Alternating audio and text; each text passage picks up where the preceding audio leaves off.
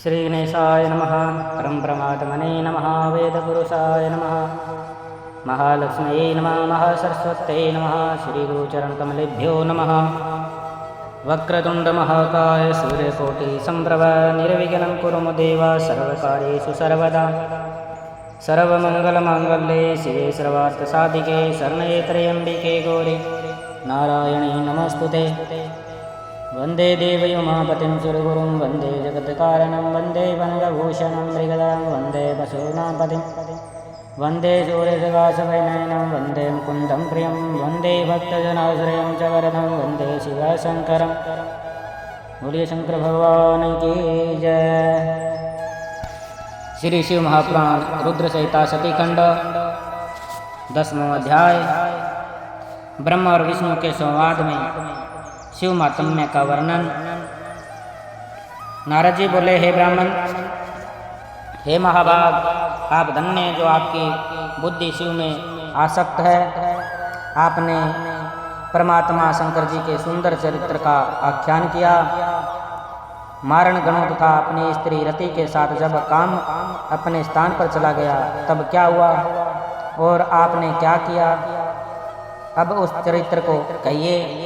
ब्रह्मा जी बोले, हे नारद, आप अत्यंत प्रसन्नतापूर्वक महादेव जी के चरित्र को सुनिए, जिसके स्मरण मात्र से मनुष्य विकार से मुक्त हो जाता है। काम के सपरिवार अपने आश्रम में चले जाने पर उस समय जो हुआ उस चरित्र को मुझसे सुनिए। हे नारद, मेरा घमंड चूर चूर हो गया और अपने मनोरथ के अपूर्ण रहने से मुझ आनंद रहित के हृदय में विस्मय हुआ। मैंने अपने मन में अनेक प्रकार से विचार किया कि वे निर्विकार जितात्मा तथा योग परायण शिव स्त्री को किस प्रकार ग्रहण कर सकते हैं। हे मुने, इस प्रकार अनेक तरह से विचार करके अहंकार रहित मैंने उस समय अपने जन्मदाता शिव स्वरूप उन विष्णु का भक्ति पूर्वक स्मरण किया और दीनता पूर्वक वाक्यों से युक्त कल्याणकारी स्तोत्रों से मैं उनकी स्तुति करने लगा। उसे सुनकर चतुर्भुज कमल नयन शंख पद्म गदाधारी पीताम्बर से सुशोभित तथा श्याम वर्ण के शरीर वाले भक्त प्रिय भगवान विष्णु शीघ्र ही मेरे सन्मुख प्रकट हो गए। उस प्रकार के रूप वाले शरणागत वत्सल उन भगवान को देखकर मैंने पुनः प्रेम से गदगद वाणी में बार बार उनकी स्तुति की। अपने भक्तों के दुखों को दूर करने वाले भगवान विष्णु उस स्तोत्र को सुनकर अत्यंत प्रसन्न हो मुझ शरणागत ब्रह्मा से कहने लगे। विष्णु जी बोले, हे विधे, हे महाप्राज्ञा, आप धन्य हैं। हे लोककर्ता, आपने आज किस लिए मेरा स्मरण किया और किसके लिए आप मेरी स्तुति कर रहे हैं। आपको कौन सा महान दुख हो गया है, उसे अभी बताइए। उस संपूर्ण दुख का मैं नाश करूँगा, उसमें संदेह नहीं है। ब्रह्मा जी बोले, हे नारद, विष्णु के इन वचनों को सुनकर मैंने दीर्घ श्वास लिया और हाथ जोड़कर प्रणाम करके विष्णु से यह वचन कहा। हे देवदेव, हे रमानाथ, मेरी बात सुनिए और हे महानद, उसे सुनकर दया करके मेरा दुख दूर कीजिए तथा मुझे सुखी कीजिए। हे विष्णु, मैंने रुद्र के सम्मोहन के लिए सपरिवार मारणगण तथा वसंत के साथ काम को भेजा था। उन्होंने शिव जी को मोहित करने के लिए अनेक प्रकार के उपाय किए, परंतु वे सब निष्फल हो गए। उन समदर्शी योगी को मोह नहीं हुआ। मेरा यह वचन सुनकर शिव तत्व के ज्ञाता विज्ञानी तथा सब कुछ देने वाले वे विष्णु विस्मित होकर मुझसे कहने लगे। विष्णु जी बोले, हे पितामह, आपकी इस प्रकार की बुद्धि किस कारण से हो गई है। हे ब्राह्मण, अपनी सुबुद्धि से सब विचार कर मुझसे सत्य सत्य उसे कहें। ब्रह्मा जी बोले, हे तात, अब उस चरित्र को सुनिए। यह आपकी माया मोहने वाली है। सुख दुखमय यह सारा जगत उसी के अधीन है। उसे माया के द्वारा प्रेरित होकर मैं इस प्रकार का पाप करने के लिए प्रवृत्त हुआ हूँ। हे देवेश, आपकी आज्ञा से मैं कह रहा हूँ, आप उसे सुनिए। सृष्टि के प्रारंभ में मेरे दक्ष आदि 10 पुत्र उत्पन्न हुए और मेरी वाणी से एक परम सुंदर कन्या भी उत्पन्न हुई। जिसमें धर्म मेरे वक्षस्थल से, काम मन से तथा अन्य पुत्र मेरे शरीर से उत्पन्न हुए। हे हरे, कन्या को देखकर मुझे मोह हो गया।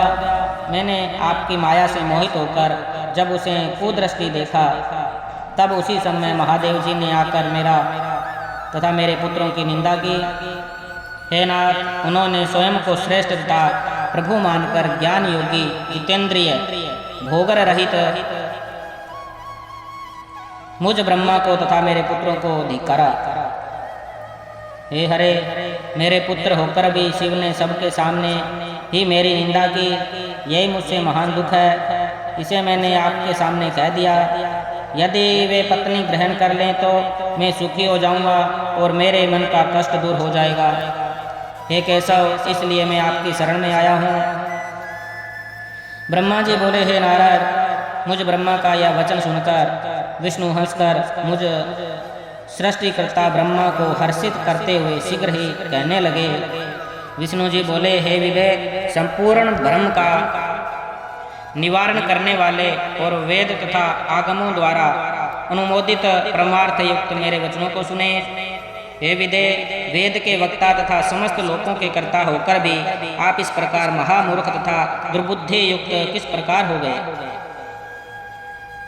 आप अपनी जड़ता का त्याग करें और इस प्रकार की बुद्धि न करें। संपूर्ण वेद स्तुति द्वारा क्या कहते हैं, अच्छी बुद्धि से उसका स्मरण करें। हे दुर्बुद्धे, आप उन परेश रुद्र को अपना पुत्र समझते हैं। हे विदे, आप वेद के वक्ता हैं, फिर भी आपका समस्त ज्ञान विस्मृत हो गया है। ऐसा ज्ञात होता है कि इस समय आपकी सुबुद्धि नष्ट हो गई है और आप में कुमति उत्पन्न हो गई है, जो आप शंकर को सामान्य देवता समझकर उनसे द्रोह कर रहे हैं।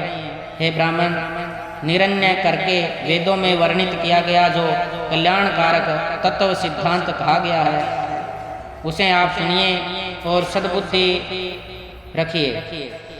शिवजी ही समस्त सृष्टि के कर्ता, भर्ता, हर्ता, परात्पर, परब्रह्म, परेश, निर्गुण, नित्य, अनिद्य, निर्विकार परमात्मा, अच्युत, अनंत, सबका अनंत करने वाले, स्वामी, व्यापक परमेश्वर, सृष्टि पालन संहार को करने वाले, सत्व रज तम इन तीन गुणों से युक्त सर्वव्यापी, रज सत्व तम रूप से ब्रह्म, विष्णु तथा महेश्वर नाम धारण करने वाले, माया से भिन्न, इच्छा रहित माया स्वरूप, माया रचने में प्रवीण, सगुण, स्वतंत्र, अपने में आनंदित रहने वाले, निर्कल्प, अपने में ही रमण करने वाले, भक्तों के अधीन रहने वाले, उत्तम शरीर वाले, योगी, सदा योग में निरत रहने वाले, योग मार्ग दिखाने वाले, लोकेश्वर, गर्व को दूर करने वाले तथा सदैव दीनों पर दया करने वाले हैं। जो ऐसे स्वामी हैं, उन्हें आप अपना पुत्र मानते हैं। ये ब्राह्मण, शिव हमारे पुत्र हैं, इस प्रकार का ज्ञान छोड़ दीजिए, उन्हीं की शरण में जाइए और सब प्रकार से शिव जी का भजन कीजिए। वे प्रसन्न होकर आपका कल्याण करेंगे। यदि आपका यह विचार है कि शिव जी अवश्य दार परिग्रह करेंगे, तो शिव जी का स्मरण करते हुए आप शिवा को उद्देश्य करके कठोर तप कीजिए। आप अपनी इच्छा को हृदय में धारण कर भगवती शिवा का ध्यान कीजिए। यदि वे देवेश्वरी प्रसन्न हो गई तो आपका समस्त कार्य पूर्ण करेगी। यदि वे शिवा सगुण रूप से अवतार लेकर किसी मनुष्य की कन्या बने तो निश्चय ही वे उन शिव की पत्नी बन सकती है। हे ब्राह्मण, आप इस कार्य के लिए दक्ष को आज्ञा दीजिए कि वे स्वयं भक्ति तत्व पर होकर उन शिव पत्नी को उत्पन्न करने के लिए प्रयत्न पूर्वक तप करें। हे तात, आप इसे भली प्रकार समझ लें कि वे शिवा और शिव भक्तों के अधीन है। पर ब्रह्म स्वरूप ये दोनों स्वेच्छा से सगुण भाव धारण कर लेते हैं। ब्रह्मा जी बोले, लक्ष्मीपति भगवान विष्णु ने इस प्रकार कहकर तत्क्षण अपने प्रभु शिव का स्मरण किया और उसके बाद उनकी कृपा से ज्ञान प्राप्त कर वे मुझसे कहने लगे, विष्णु जी बोले, हे ब्राह्मण, पूर्व काल में शिव जी की इच्छा से उत्पन्न हुए। हम दोनों के द्वारा प्रार्थना करने पर उन्होंने जो जो वचन कहा था उसका स्मरण कीजिए। आप वह सब भूल गए हैं। शिव जी की जो पराशक्ति है वह धन्य है। उसी ने इस समस्त जगत को मोहित कर रखा है। शिव के अतिरिक्त उसे कोई नहीं जान सकता। हे ब्राह्मण, जब निर्गुण शिवजी ने अपनी इच्छा से सगुण रूप धारण किया था, उस समय मुझे तथा आपको उत्पन्न करके अपनी शक्ति के साथ उत्तम विहार करने वाले सृष्टिकर्ता विनाशी परमेश्वर उन शंभु ने आपको सृष्टि कार्य के लिए तथा मुझे उसके पालन के लिए आदेश दिया। उसके बाद हम दोनों ने हाथ जोड़कर विनम्र होकर निवेदन किया कि आप सर्वेश्वर होकर भी सगुण रूप धारण कर अवतार लीजिए। ऐसा कहने पर करुणामय तथा अनेक प्रकार की लीलाएं करने में प्रवीण उन स्वामी शिवा ने आकाश की ओर देखकर हंसते हुए प्रेम पूर्वक कहा, हे विभो, मेरा ऐसा ही परम रूप ब्रह्मा जी के अंग से प्रकट होगा, जो लोक में रुद्र नाम से प्रसिद्ध होगा। वह मेरा पूजन्य पूर्ण रूप आप दोनों के समस्त कार्य को पूरा करने वाला, जगत का लय करता, सभी गुणों का अधिष्ठाता, निर्विशेष तथा उत्तम योग करने वाला होगा। यद्यपि त्रिदेव मेरे स्वरूप है, किंतु हर मेरे पूर्ण रूप होंगे। इसी प्रकार है पुत्रों, उमा के भी 3 प्रकार के रूप होंगे। लक्ष्मी विष्णु की पत्नी, सरस्वती ब्रह्मा की पत्नी और पूर्ण रूपा सती रुद्र की पत्नी होंगी। विष्णु जी बोले, हे ब्राह्मण, भगवान महेश्वर ऐसा कहकर हम दोनों पर कृपा करके अंतर्ध्यान हो गए। उसके बाद हम दोनों सुखी होकर अपने अपने कार्यों में लग गए। हे ब्राह्मण, समय पाकर हम दोनों ने स्त्री ग्रहण कर ली, किंतु शंकर जी ने नहीं। वे रुद्र नाम से अवतीर्ण हुए हैं और कैलाश पर्वत पर रहते हैं। हे परजेश्वर, वे शिवा सती नाम से अवतीर्ण होगी, अतः उन्हें उत्पन्न होने के लिए हम दोनों को यत्न करना चाहिए। परम कृपा करके वे विष्णु ऐसा कहकर अंतर्ध्यान हो गए। तब मैं शिव जी के प्रति ईर्ष्या रहित होकर अत्यधिक प्रसन्न हो गया।